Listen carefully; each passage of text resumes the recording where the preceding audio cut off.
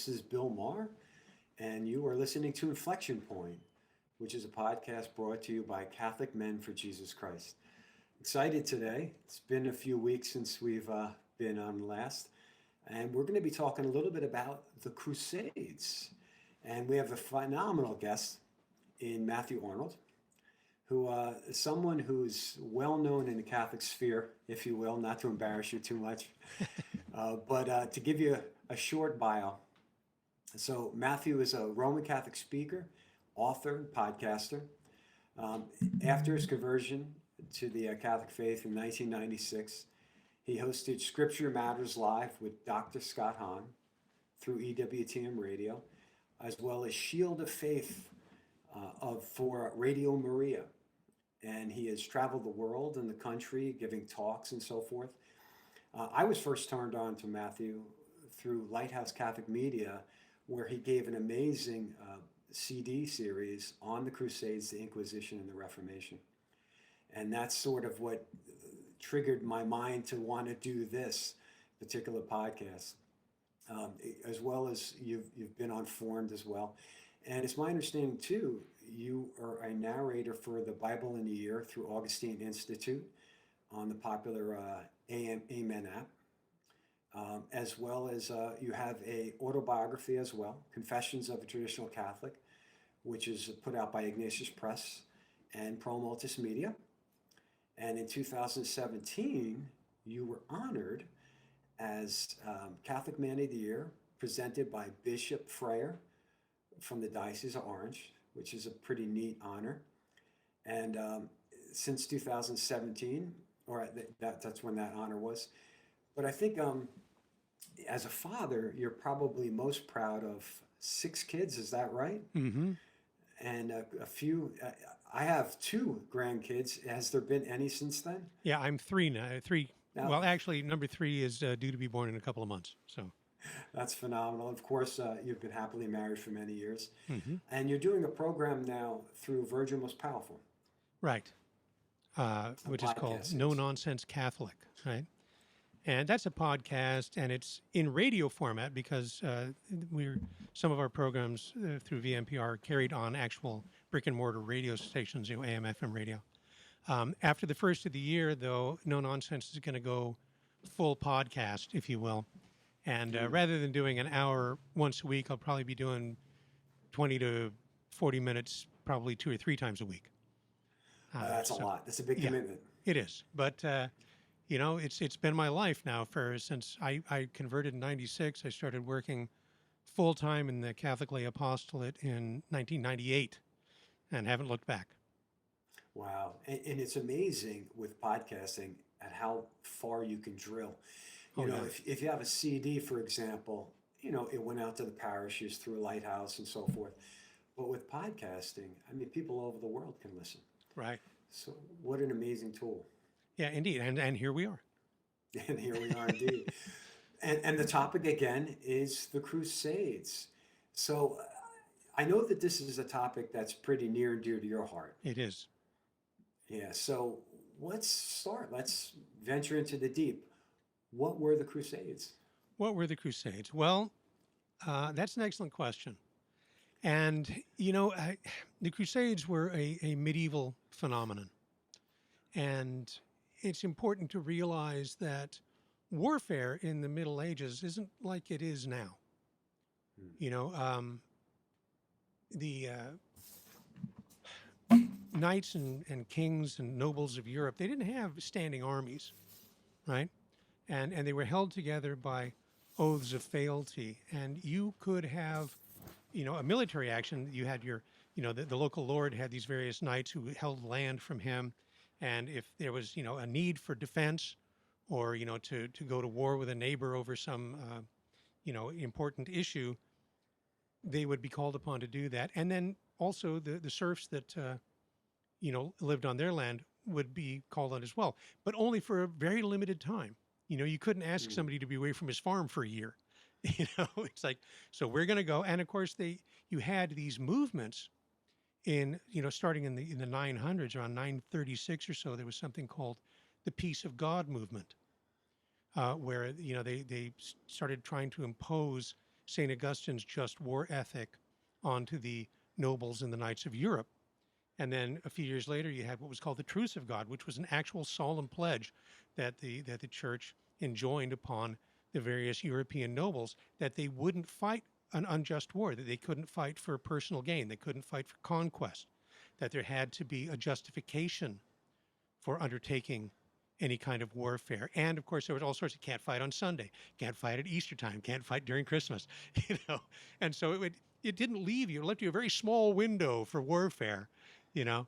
And that's why the Crusades, I think one of the reasons they were so wildly popular amongst the peoples of Europe is that it really conjoined those two great medieval virtues, which is religious piety on the one hand and military prowess on the other.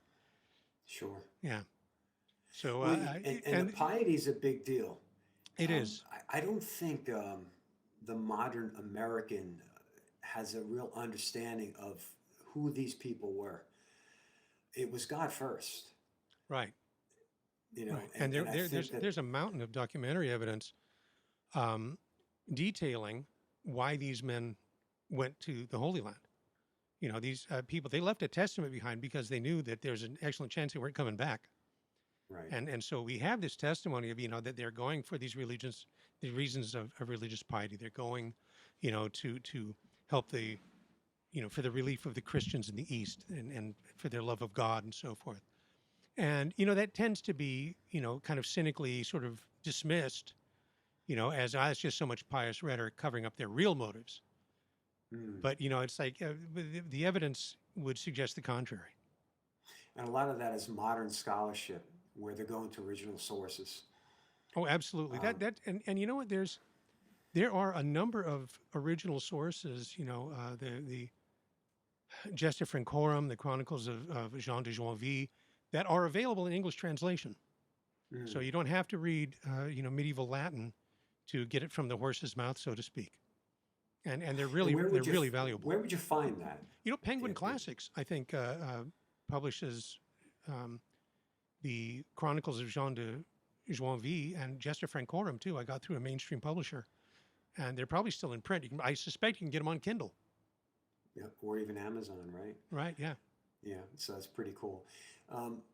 What I would to talk about the Crusades, I think we have to frame out what was going on in the world at that time. You know, from 622 on, there was a little bit of an aggression. I mean, Yeah, a little bit.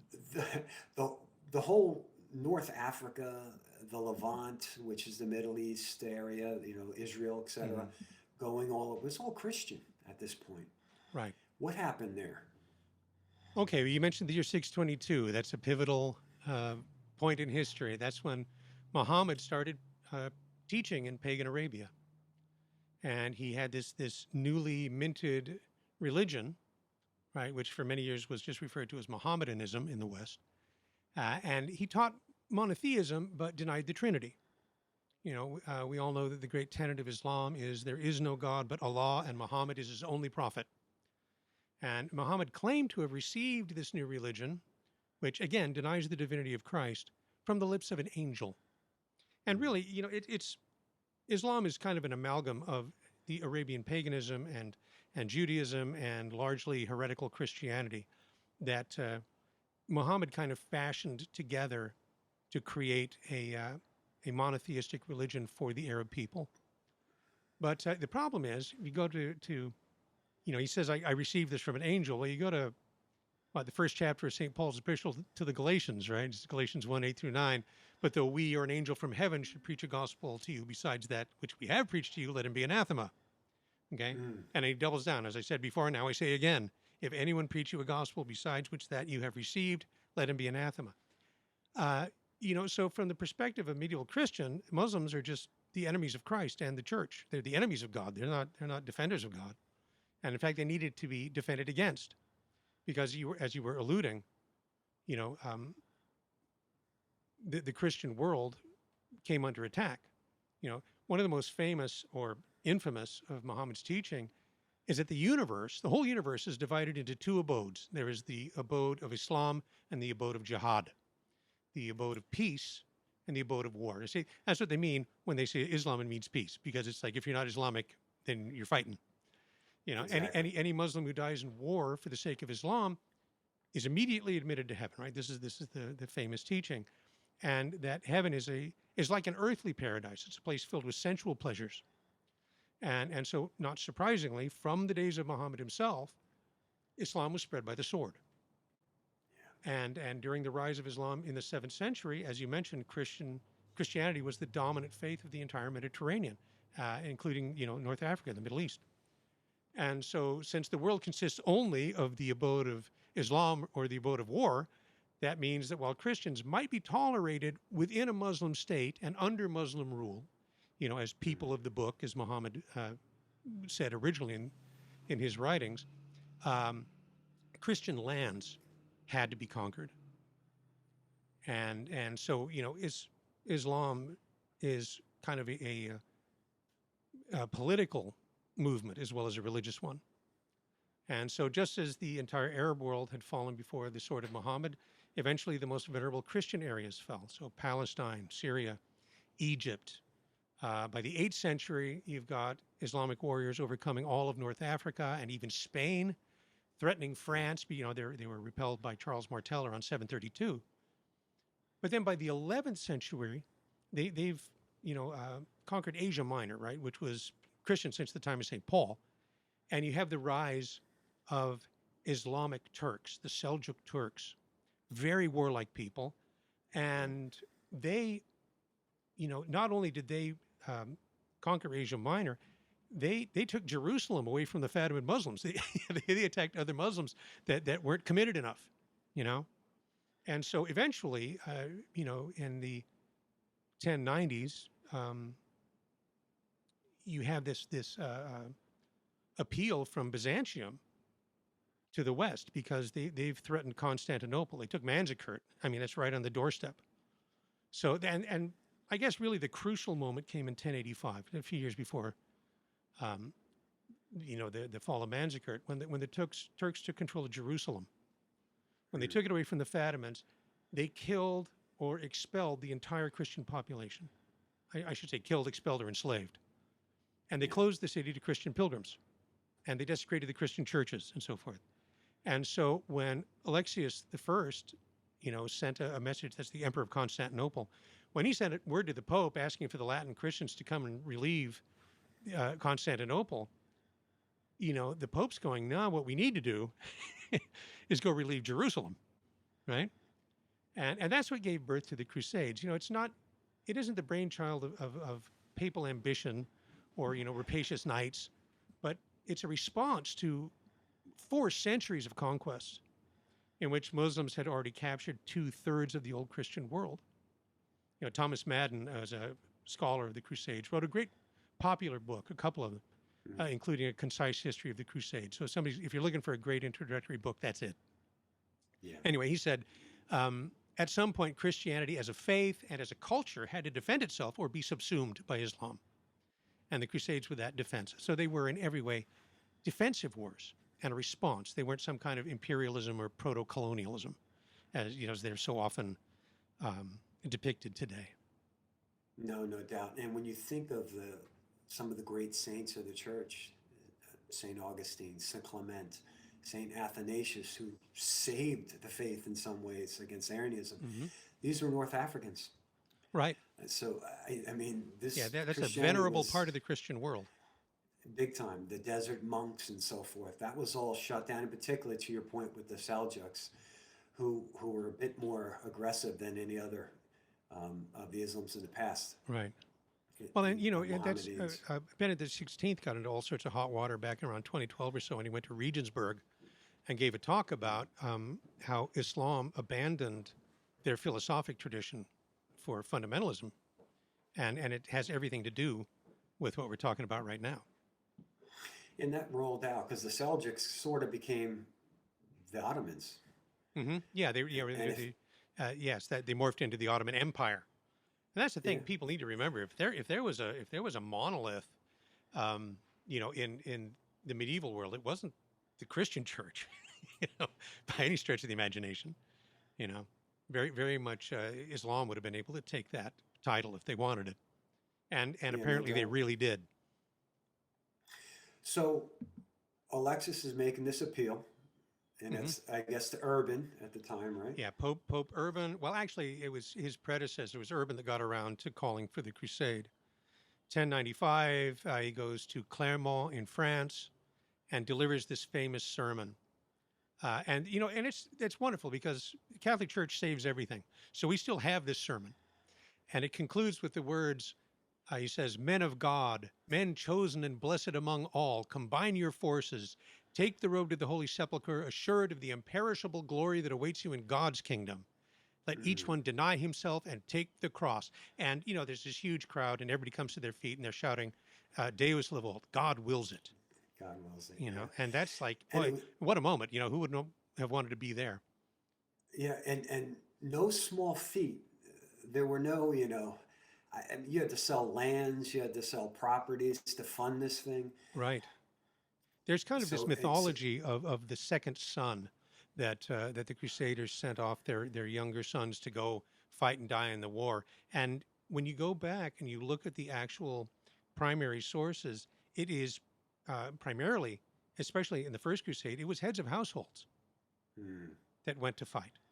They were the ones that could call the army together and get people and all of these, you know, all the foot soldiers. These are common men, and they had to take a vow that I'm going to go. And you know what the vow was? It wasn't I'm going to go convert Muslims to Christianity or I'm going to go retake Jerusalem. The Crusader vow was to hear mass at the Church of the Holy Sepulchre, mm. which of course was in Muslim hands. So I mean, apparently there's only one way to do that, but that was the vow. That was what they were going to do. I'm going to go and hear mass in the church that's built on the tomb of Christ. Yeah, so there was a main crusade, and to your point, guys like Raymond of Toulouse, extremely well-to-do noble, Hmm. Godfrey of Bouillon, Right, Bohemond, Baldwin, these people funded this movement, if you will. right, and bankrupted And themselves in the process. Some of them. right, and many of them came out of this like with nothing Right. when things were done. Yeah, that's Now there was a another myth, but we get to that at some point. yeah, the misconception that there was plunder, right? But Right. then there was also a children's crusade, right? That was this interesting character, Peter the Hermit. Yes and no. The Children's Crusade actually happened much later. What happened as a result of Peter the Hermit was what they call the People's Crusade, and it wasn't a crusade at all. It was a bunch of people. You know, Peter the Hermit and other of the mendicants went around Europe, went into the various kingdoms of Europe, spreading the news. Right, there wasn't any internet back then, so the Pope gives this great speech, but then people had to find out about it, and it was through preaching. And a lot of common people just kind of dropped everything and said, "Oh, guys, march on the Holy Land," you know.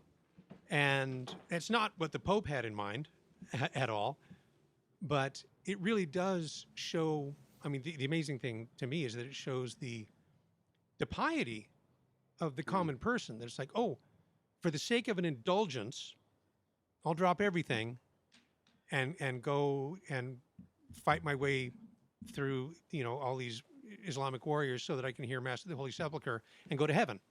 Right? That's really the Crusade indulgence was really the primary motivator.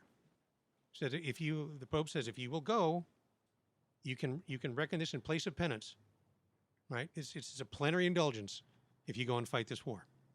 And like we were saying before, these guys took their religion seriously. right. So the first crusade was pretty successful. The First Crusade was a success. I mean, it was the most successful. And they had, I think, probably the largest force. I know that there were hundreds of, or maybe thousands of mounted knights and probably 30,000 foot soldiers. So this is an immense force. Nothing like the armies of Islam that commanded thousands of mounted warriors. That's a different story. But they couldn't stand up to the Norman tactics of the charge of heavy horse. No army had really ever, until gunpowder and maybe the invention of the Swiss pike. Nobody had really been able to stand up against a charge of heavy horse. It's just it's shock and awe. That's actually where that term comes from. Sure. Goes all the way back to the Middle Frankish Ages. charge, right? Right. With that Yeah. big stirrup and lance and Yeah. What are you going to do if you're a guy on foot? How are you going to stop that? You can build my whereas the Roman shield wall. Seljuks, You know. exactly, the Seljuks were more like horse mounted, very much Mongol influence, right? Amalgamation Right. of Yeah. Mongols. Kind of that light cavalry idea where you sort of try and get in close and shoot arrows and run away. Right. Just to harry the enemy. So they came in through Anatolia. They set up the kingdom of Edessa, right? Mm-hmm. They conquered Edessa. And then eventually they came down to Jerusalem. And what happened at that point? Well, of course, they took Acre, and that was really an important victory. And Bohemond wanted to stay. He's like, hey, we got a kingdom here. Let's build this up for a few years, and then we'll go to Jerusalem. But the common guys, right, the sergeants, the foot soldiers, they're going, I didn't come here to live in Acre. I came here to go to Jerusalem. And so they ultimately decided, yes, we're going to march on Jerusalem. And it's interesting that the siege of Jerusalem, that the Muslim defenders, they knew that this army was coming, and so the first thing they did was poison all the wells outside of the city. And so they didn't have any source of fresh water. And of course, they're outside the wall, and so they're licking the dew from the grass. They're trying to drink the blood of their horses, which doesn't work out well, that kind of thing. And they were pretty desperate. And they're going, maybe we should just, give up. And they were also really disheartened by the death of the papal legate, Bishop Adhemar. And Adhemar, by the way, is the guy that wrote the Hail Holy Queen. Right, the Salve Maria was a marching song for the Templars. I suggest at some juncture in your life, go to YouTube and look up the Templar chant of the Salve Maria. Sounds very different from the version you hear the nuns sing. It's very, very martial. It's just amazing. When Bernard of Clairvaux, when he first heard it, he was so moved. He fell to his knees and beat his breast 3 times and said, "O Clement, O Pia, O Dulcis Virgo Maria," and it became part of the prayer. O Clement, O loving, O sweet Virgin Mary. When he heard that chant for the first time, he was just really moved. Anyway, long story longer, Bishop Adhemar died and wasn't there when they made it to Jerusalem, and he'd kind of been the soul of the crusade. But there was a priest named Peter Desiderius, and he said, Adhemar appeared to me in a dream, and he told me what we have to do. He said, we're going to fast for 3 days, and then we're going to walk barefoot around the walls of Jerusalem, imploring God's help. And in 9 days, the city will fall. So this is, echoes of Joshua at the siege of Jericho, right? Sure. And the Crusaders had faith, and they loved Bishop Adhemar, and they had great respect for his judgment. And so even though it was, given via a dream, they did as he requested. And really the funny thing historically is that the Muslims, if they had sent out an armed sortie at that time, they could have easily routed the Crusaders. They were defenseless, barefoot, Barefoot. with the incense and chanting, right? But they didn't. Instead, they mocked at them from the walls, which in retrospect was probably not the best idea, because 9 days later, the Crusaders launched their final assault. This would be July 15 of 1099. And Godfrey's men ran open the gate of St. Stephen, and they rushed through, followed by the main force under Raymond, and Jerusalem was taken. And when they entered the city, all of the anger and the frustration and the crazy from thirst and the bitter resentment of the defenders who didn't have a right to be there in the first place, in their opinion, there was a massacre. There was looting and killing. It was a dark moment. It was actually par for the course at the time. Everybody knew that if you were under siege and you surrendered, that there'd be a peaceful transition of power. But if you make them come through a breach in the wall, right? Sure. Different story. I'm sure you've seen Henry V. There's that great speech that King Henry makes outside the walls of Harfleur, telling them about all of the wanton destruction that's going to come upon them if they don't surrender, and they finally do. Because they had breached the wall, and made two sorties. That famous "Once more into the breach, dear friends," and Yeah. then he gives a final appeal, and the mayor of the town says, "Sire, we are indefensible." And then Henry tells the Duke of Exeter, "Use mercy to them all," right? Because they surrendered and allowed them to come in. That's not what happened in Jerusalem, though. and it was pretty amazing. When you read the Gesta Francorum, or the Chronicle of Raymond de Aguilera, I can't, but that's close. They describe Christian soldiers there was a massacre at the Temple Mount because a lot of people ran there to to appeal to Allah to save them, I guess. And it says that they were wading up to their ankles in blood. Or I think the Gesta Francorum says that their horses were up to their fetlocks, up to the bridle reins in blood. And this is hyperbole, okay? And it's actually an allusion to Revelation 14:20, okay? And what's interesting, it's not that horrific description. It's not meant as an indictment of the slaughter. But on the contrary, it justifies the massacre by equating it with the judgment of God. It was a different time. And, and the thing is that the modern commentators, they would project that what happened at the Temple Mount to the whole city. Right. And in fact, and then that's not true. According to contemporary accounts, both Christian and Muslim, yes, many were killed, but many also were spared. The Muslims and Jews were allowed safe passage to Ascalon. All right. I mean, they were removed from the city, but they weren't killed or enslaved. Even the emir of Jerusalem and the Fatimid governor were allowed to leave. And also Godfrey and Raymond in no way participated or approved of the sack. And they denounced it. In fact, Godefroy de Bouillon denounced the massacre at the Temple Mount as just spoiling what would have been a noble victory. Right. Well, it's important to note too that was par for the course. It was no more than the defenders should have expected, under the customs of the day. No doubt. It spurs one of the great quotes. We mentioned this offline. When they broke through and Godfrey led that charge.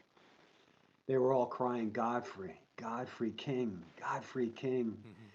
And Godfrey said, "I will not wear a crown of gold in the city where my Savior wear a crown of thorns." Yeah. I love that. Yeah, one of my favorite quotes from probably not only just the Crusades, but probably the whole Middle Ages. That's just extremely powerful. And he wouldn't accept the kingship. He stayed on with the title of defender, right? Defender of the Holy Sepulchre. Yeah. It speaks to who they were and what their reasons were. Oh, absolutely. Absolutely.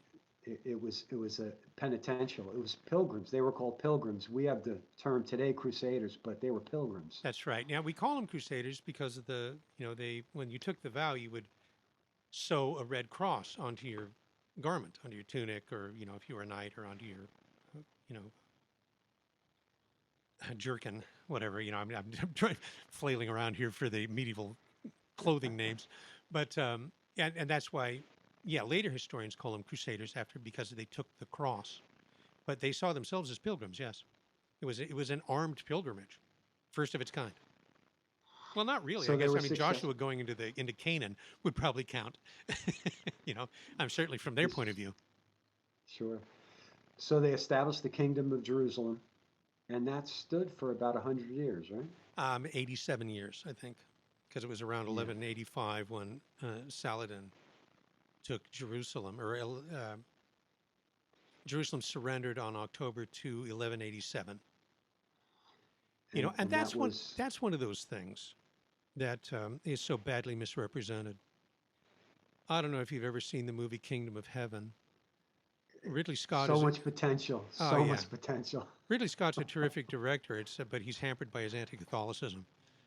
You know what? I would mention to you that outside the habits of the Knights, the Templars and the Hospitallers, and the one cross that Saladin uprights because it's been knocked over, because that's who Saladin was. There's not a single cross or crucifix or religious image anywhere in that film. Can you imagine the Crusaders having been in Jerusalem for 100 years and they didn't, put up any pictures of the Blessed Virgin or no crucifixes? I mean, it's absurd. Yeah, and again, it was the modernism of today projected onto those times, and we see that with all those kind of films. Right. Well, but there's, if I can, if you'll indulge me in a Please. anecdote, or actually a couple of them. Saladin had been preaching jihad and conquering other Arabs for 25 years, trying to consolidate this great force so that he could retake Jerusalem. And he made a vow: I'm going to kill every Christian in the city. All right. And then ultimately, he sieges Jerusalem, and they resisted for a month. And when the holy city was no longer defensible, Balian of Ibelin, the guy from the Kingdom of Heaven movie, actually did negotiate the surrender with Saladin. Now, it's interesting. I've got a quote here. This is from the April 8, 2002. So this is within a year of 9/11, okay? U.S. News and World Report.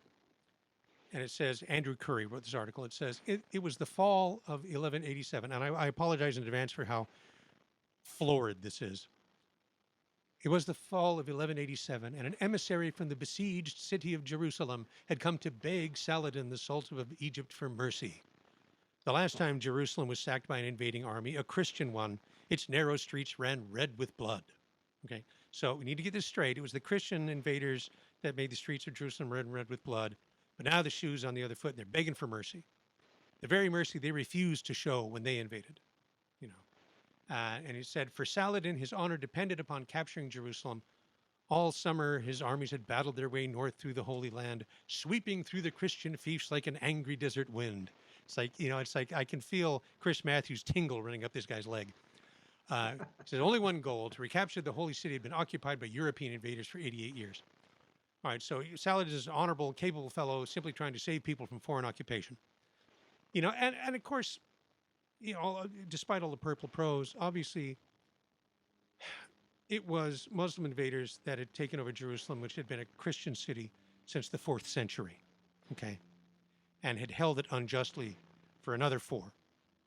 This guy should have been writing Harlequin romances, rather than history. But he says, the Christian emissary trudging toward Saladin had no prize to offer, only surrender.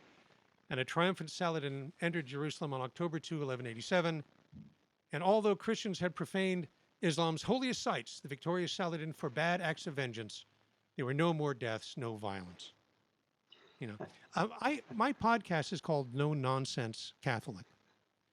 And I chose that title for a reason. And it's a specific kind of nonsense that I'm talking about. It's the kind of nonsense that you will find in Webster's dictionary under B, right between bulwark and bullfinch. Okay, and that's what we're reading here. Okay, Saladin, according to all contemporary accounts, he was well respected by the Crusaders because he was a formidable enemy, and really, the more formidable your enemy, the greater your share of honor, right? But there's a bunch of false impressions here. First and foremost, that the Muslims had a right to the city, which they didn't. Right. They were themselves foreign invaders that had been expelled from a Christian city. And, the Christians profaned Muslim holy sites, well, only because the Muslims had profaned the previously Christian holy sites centuries before. And, as for acts of vengeance, we've already talked about the difference between peacefully surrendering a city and coming through a breach in a wall and taking it by force. But they didn't just throw themselves on his mercy. That's nonsense historically. Balian of Ibelin sent a message to the Sultan, and fortunately, because Catholics never throw anything away, it was recorded for posterity by Saladin's own chronicler, Ibn al-Athir. Okay, so this is the Muslim account of the message that Balian sent to Saladin. He said, know, O Sultan, that there are many of us in this city. God alone knows how many. At the moment, we are fighting half-heartedly in hope of saving our lives, hoping to be spared by you if you have spared others. This is because of our horror of death and our love of life.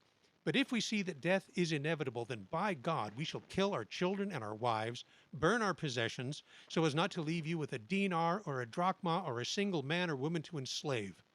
When this is done, we shall pull down the sanctuary of the rock, right, the Al-Aqsa Mosque, and the other sacred places. We will slaughter the Muslim prisoners we hold, 5,000 of them. We'll kill every horse and animal we possess and come out and fight you like men fighting for their lives, where each man before he falls dead kills his equals. We will die with honor or win a noble victory. Okay, see, that's a little less than begging for mercy, in It's a my little opinion. different. You know, and I suspect that Balen is employing a certain amount of hyperbole. It would have been a very Christian thing to kill their wives and children, you know. But it wasn't a plea for mercy; it was an ultimatum.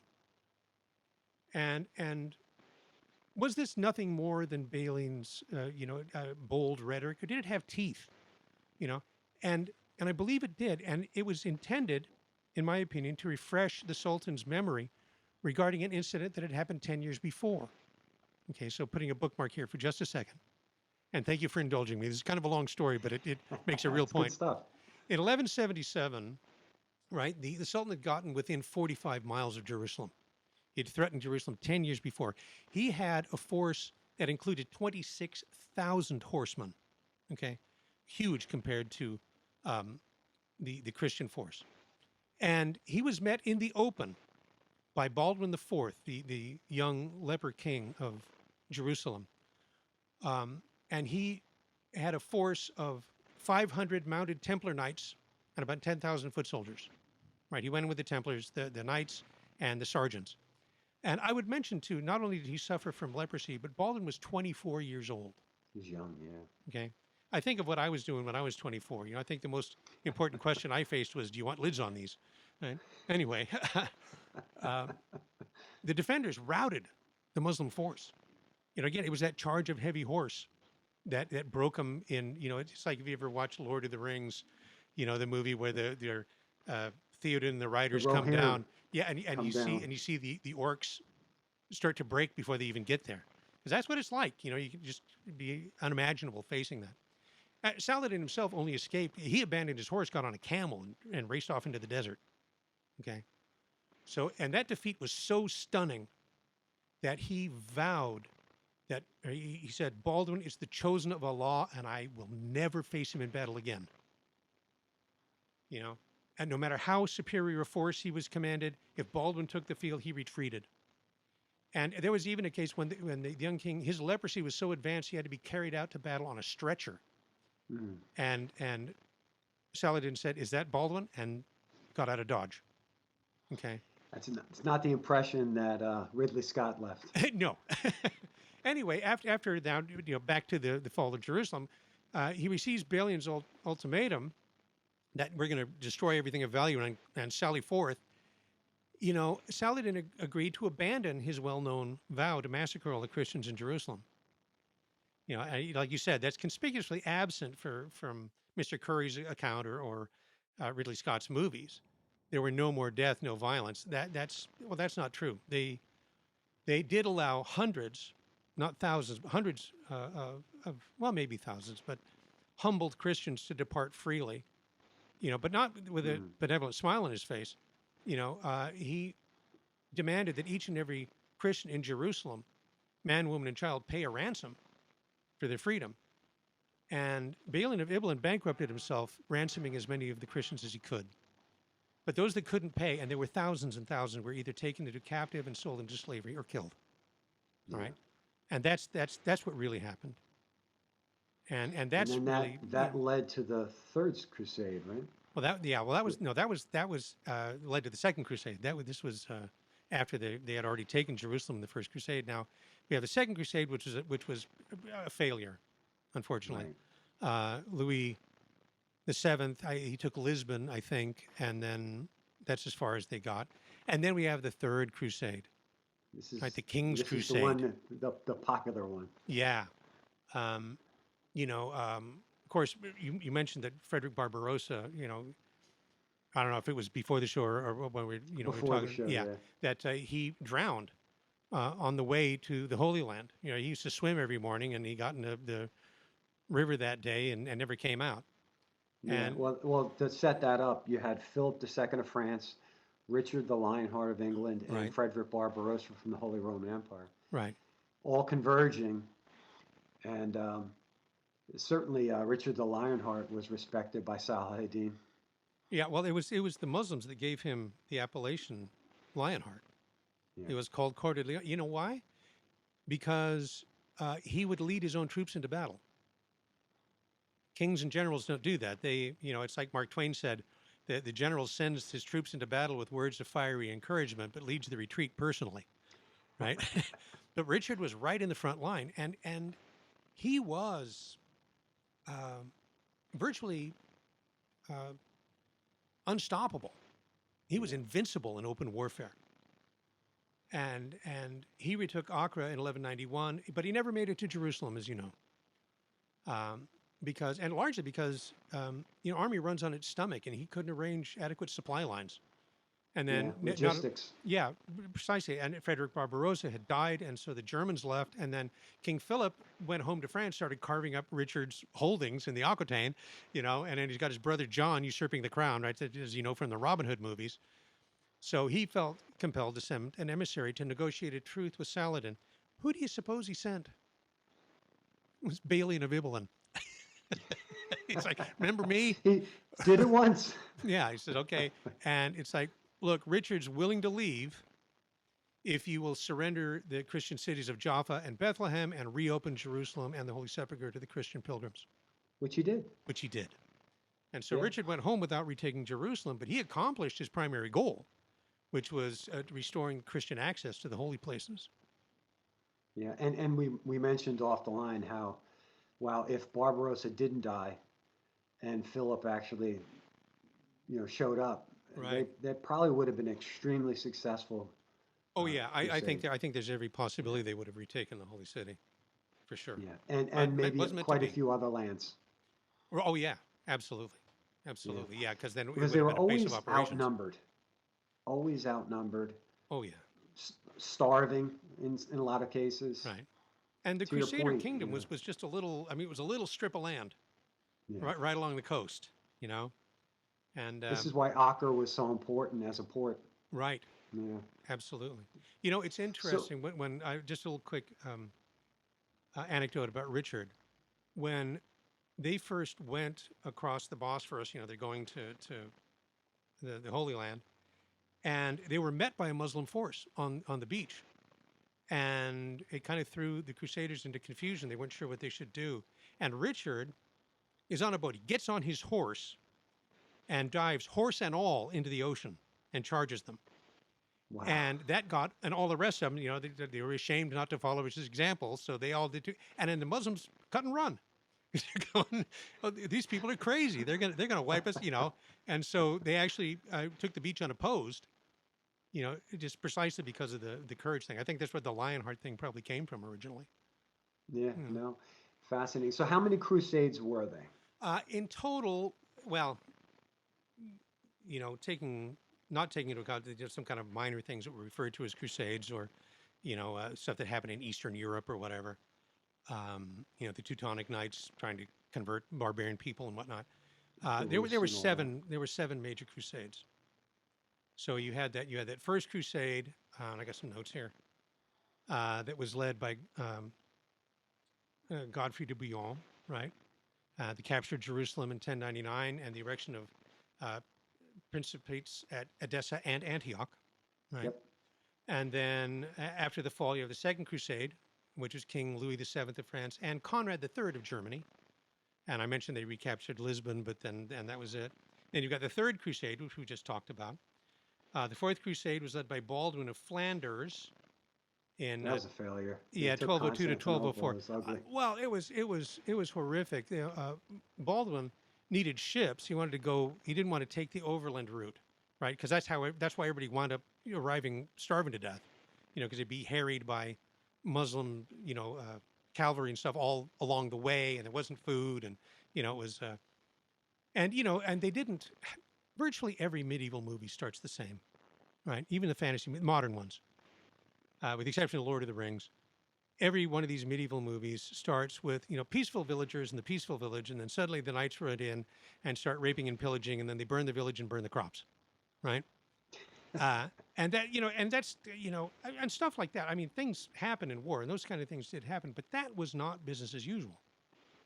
For one thing, they depended upon these people going and coming, so they didn't take stuff without paying for it, And people ran out of money. That's the Knights Templar. One of the things they started doing was, they would have banks in Europe, and the nobles, people going on crusade, would deposit money there, and they'd write him a check, literally, and then they would go to the Holy Land and withdraw Withdraw it. it. You Yeah. know, and it's kind of the beginning of modern banking. So I mean, that's one thing we can't blame them for, but otherwise, it was an important step.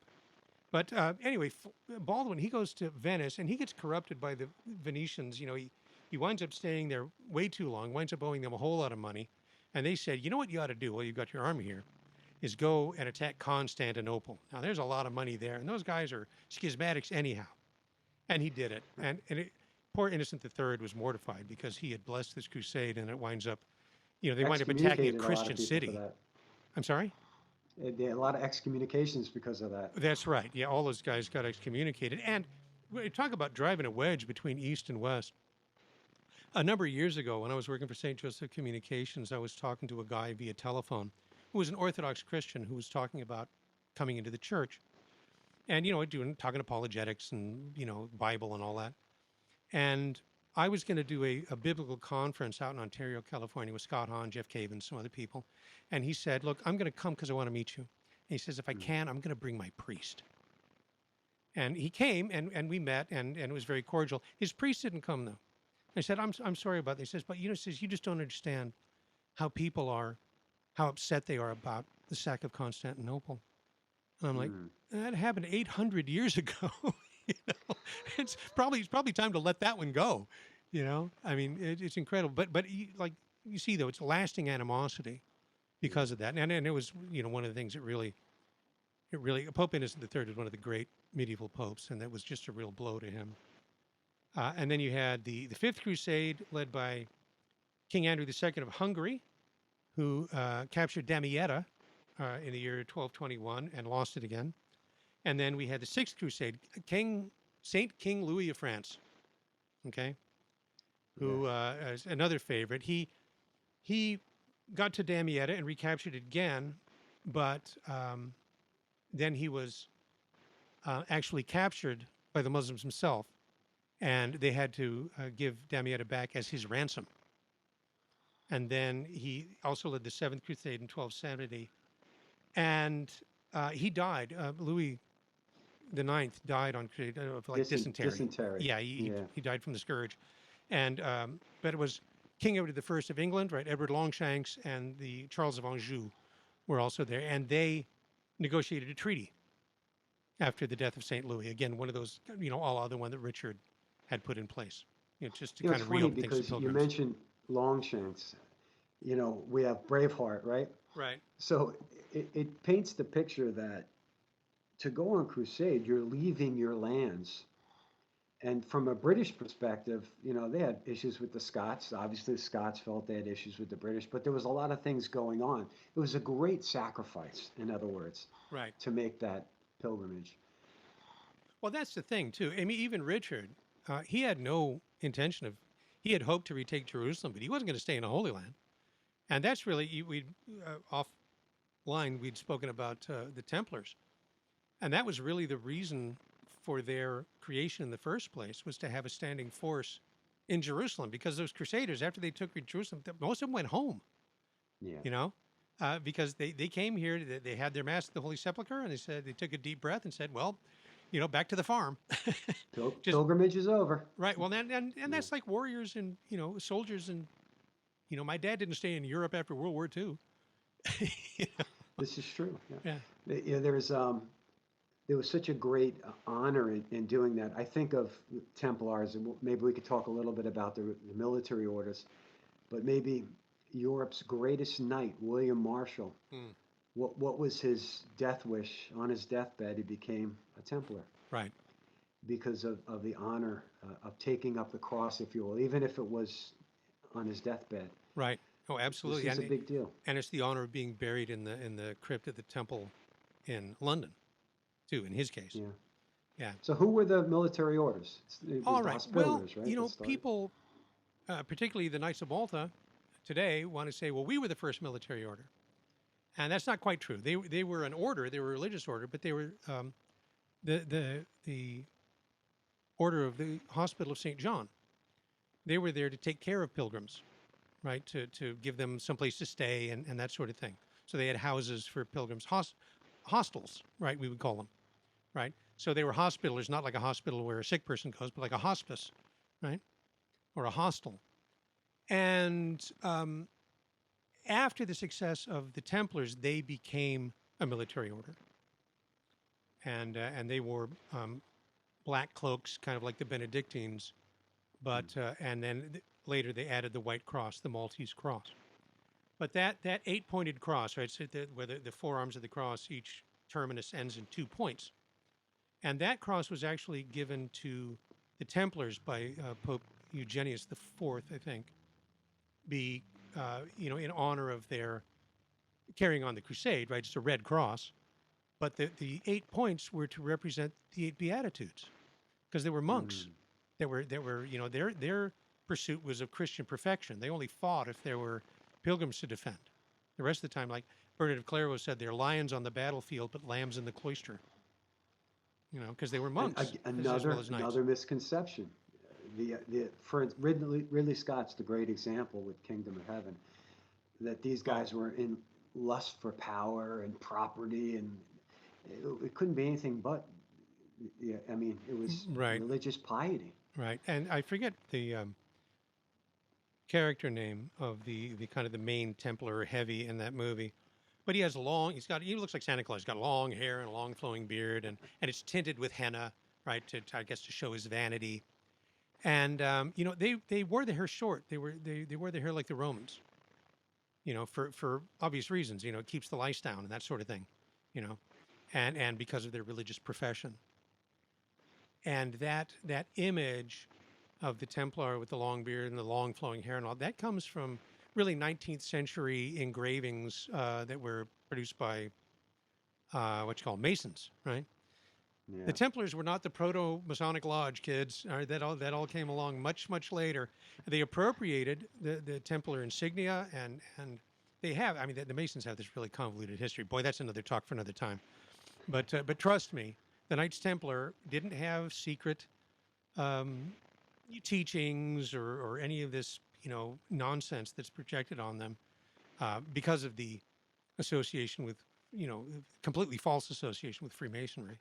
And because, Philip the Fair in the 14th century, he had the Templars in France arrested and on charges of, it's the four sins that cry out to heaven, right? So sodomy and witchcraft and defrauding the poor, And it's like, it's really funny that some years before, Philip, who owed a lot of money to the Jews in France, had them expelled because of sodomy and, defrauding the poor and witchcraft. It's a sad idolatry. The Templars, it's a sad story. It is a terrible, sad story. It is. He literally, it was a money grab, and he destroyed an entire order. Right. And the thing is, they weren't, the false history that you read is that all the Templars in Europe were arrested and they were all burned at the stake and stuff, and that's not true. In fact, back in the early 2000s, they discovered, Barbara Frawley was in Chinon researching something else, and she found something that's become known as the Chinon parchment, which was the record of the Templars' interrogation by the papal legate, who said, these guys are innocent. All these charges are false. And the Pope said, let them go. And Philip, pretending that he didn't hear, had their leaders burned and the rest of them disbanded. And the Pope ultimately, Philip was a power to be reckoned with at the time. This is during the time of that the popes were residing in Avignon and very much dependent upon the French crown, which is unfortunate. Yeah. And so what he did was disband the Templars. And all that means is that those guys mostly in the various countries started new orders or became hospitallers, right? Yeah. It wasn't like they all got killed. They just said, okay, got to take the white outfit off and put another one. Except for the Knights of Christ in Portugal, they kept the habit and everything. The Pope said don't, and they said, yeah, stop us. And obviously they didn't.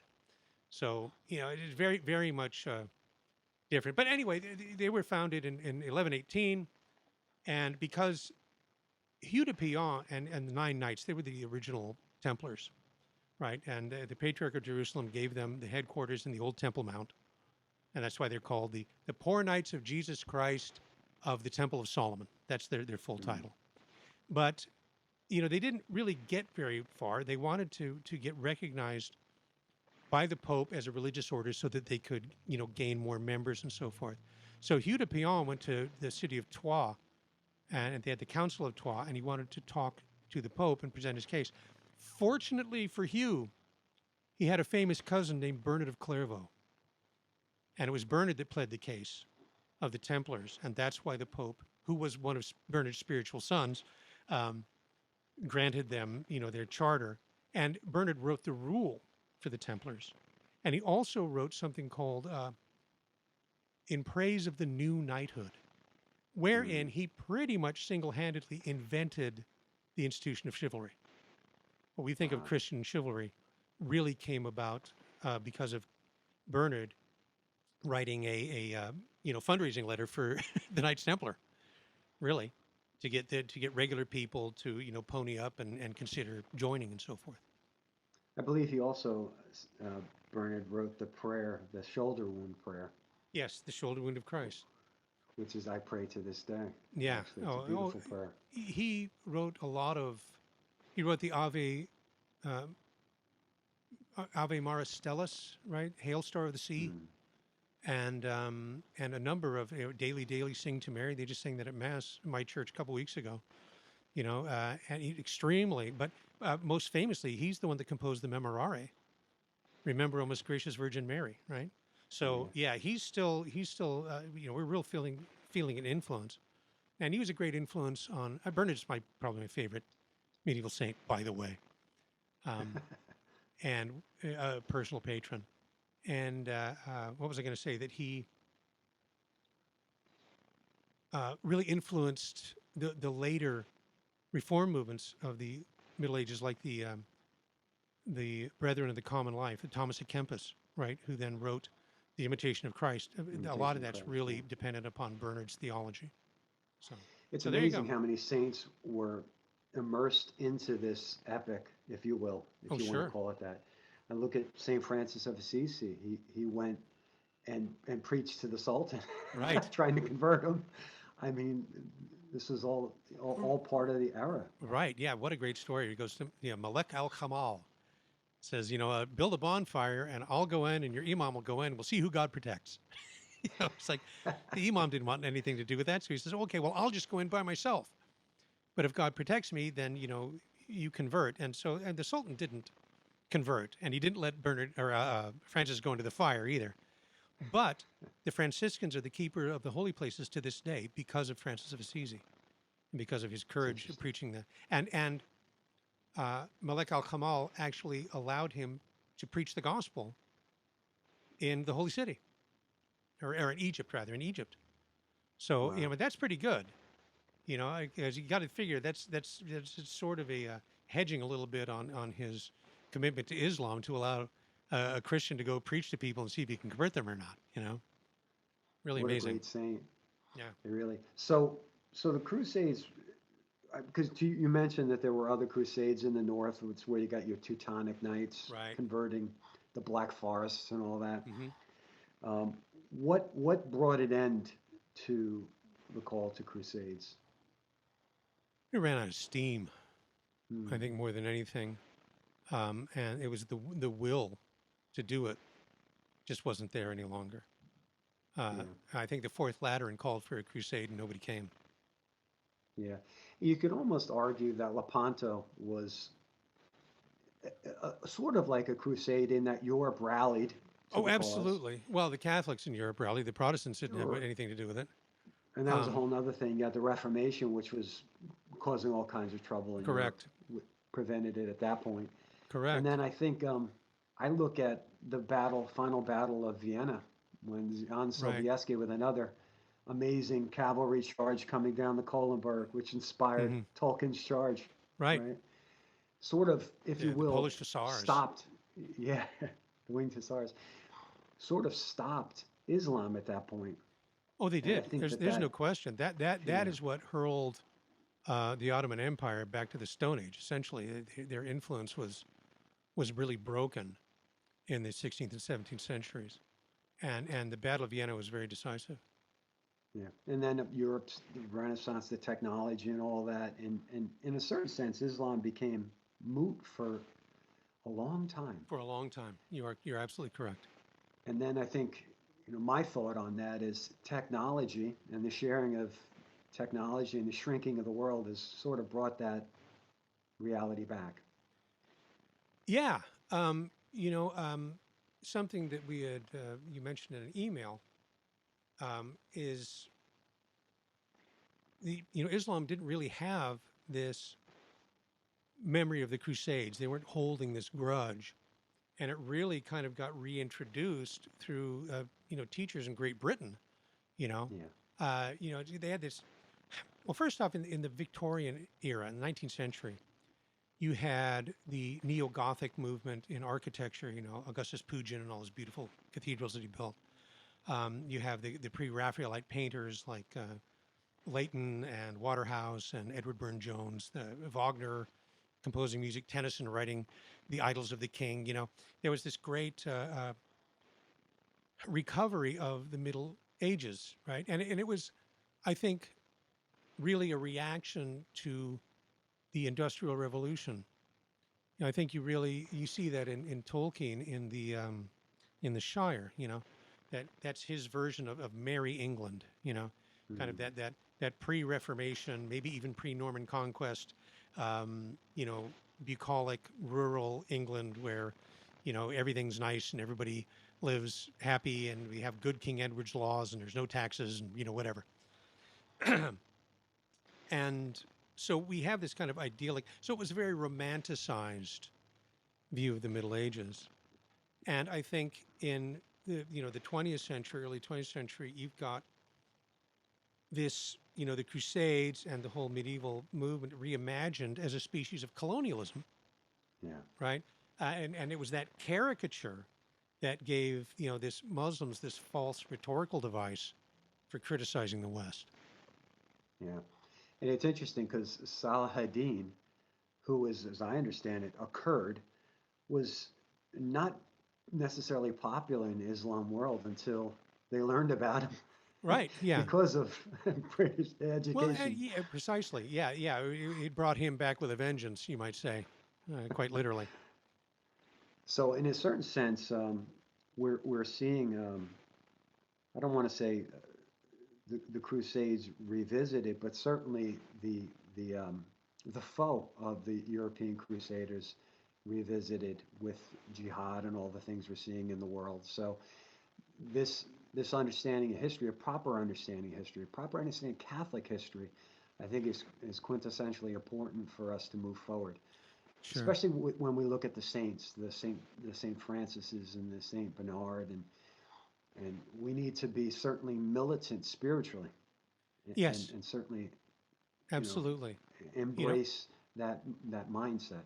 I agree, and of course, since the council, we've had a great push for ecumenism and interreligious dialogue and all of that, and that has medieval roots too. I mean, Bernard of Clairvaux preached against, every time they would preach a crusade, people would go down to the Jewish quarter, and start, causing havoc down there, and the Pope said, "Don't attack the Jews," and Bernard of Clairvaux very, very eloquently defended the Jewish people. He's going, they are the living scriptures, he called them, right? Yeah. That's a living testament to our Lord's people, and they're not to be molested. And he says, look, there's going to come the time when they will, because it's prophesied in the scripture, that they will, all Israel will be saved, will be coming to the church.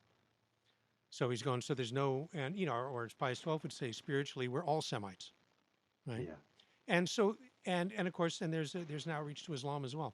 Pope Francis signed the Abu Dhabi Agreement a couple of years ago with some imam.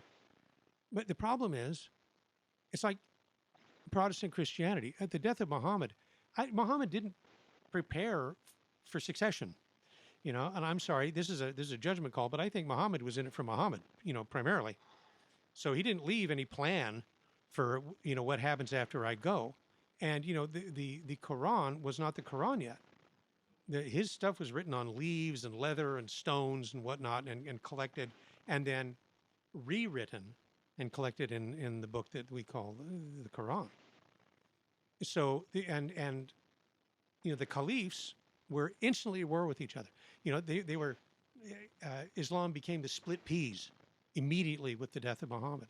No, the So Shia and the Sunni separation right away. yeah, absolutely. So you have that situation today. Who speaks for Islam?